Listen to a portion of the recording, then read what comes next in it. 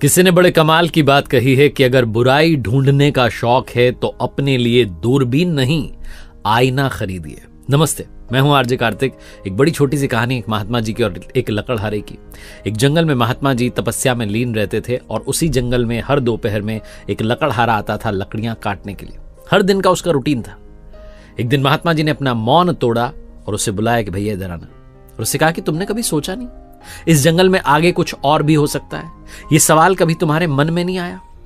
उस लकड़हारे ने कहा आगे क्या होगा? जंगल में पेड़ होंगे और क्या होगा? महात्मा जी ने कहा आगे जाओगे तो पता चलेगा कि आगे जंगल में चंदन का जंगल है, चंदन के बड़े बड़े वृक्ष हैं। तुम रोज रोज आते हो, लकड़ियां काटते हो, कैसे चल रहा होगा घर? लकड़हारे ने कहा महात्मा जी, तब से यहां पर तपस्या में जब से मेरे पिताजी लकड़ियां काटने आते थे, मैं छोटा बच्चा था। तो बात तो सही कह रहे। लकड़हारा महात्मा जी की बात को मान करके अंदर गया जंगल में और सरप्राइज हो गया। सरप्राइजिंगली उसे पता चलता है कि भैया यहां तो सच में चंदन के वृक्ष हैं। वो चंदन की लकड़ियां काट के लाने लगा और अब रोजाना जंगल नहीं जाता था। 10 दिन आराम करता, फिर जंगल से लकड़ियां लाता, फिर जो है उन्हें बेच देता, फिर से आराम करता। एक दिन महात्मा जी ने फिर से उसे बुलाया और टोका और कहा सुनो भैया, तुमने कभी सोचा नहीं कि इस जंगल में, चंदन के जंगल के आगे भी कुछ और हो सकता है? लकड़हारे ने कहा चंदन के आगे क्या होगा? सबसे कीमती वृक्ष, इससे आगे क्या होगा? महात्मा जी ने कहा उसके आगे चांदी की खदान है। लकड़हारे ने कहा क्या बात कर रहे हो? उनकी बात पर विश्वास किया और आगे गया तो पता चला सच में चांदी की खदान थी। वहां से चांदी लाने लगा और अब हर 10 दिन में नहीं बल्कि 3 महीने में जंगल आता था। 3 महीने घर पर आराम करता, चांदी लाता, बेच देता, फिर आराम करता। लाइफ चेंज हो गई। एक दिन फिर से महात्मा जी ने उसे बुलाया और बोला कि अरे तुम्हारे मन में कभी सवाल नहीं है कि चांदी की खदान के आगे भी कुछ हो सकता है? उसने कहा क्या है? महात्मा जी ने कहा आगे है सोने की खदान, थोड़ा और आगे जाना शुरू करो। उसने और आगे जाना शुरू किया, उसे सोना मिल गया।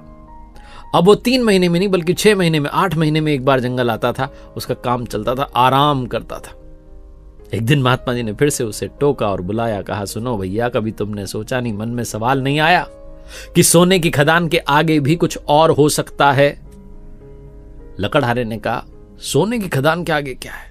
महात्मा जी ने कहा और आगे जाओगे हीरे की खदान मिलेगी। लकड़हारा विश्वास करके, क्योंकि सब बातें सच हो रही थी, गया, उसे हीरे मिले, हीरे की खदान मिली। अब तो वो 2-2, 3-3 साल में एक बार कभी जंगल आता था हीरे की खदान के वहां जाने के लिए, हीरा लेने के लिए, बाकी आता ही नहीं था।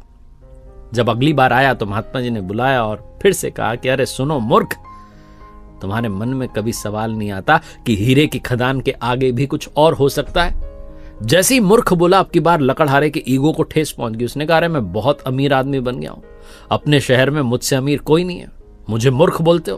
तुम यहां बैठे हो, दिन भर आंखें बंद करके बैठे रहते हो। महात्मा जी ने कहा पर तुझे कभी तुम्हारे मन में सवाल नहीं आया कि हीरे की खदान के आगे कुछ हो सकता है? उसने कहा क्या है हीरे की खदान के आगे, बताओ। चिल्ला करके बोलने लगा।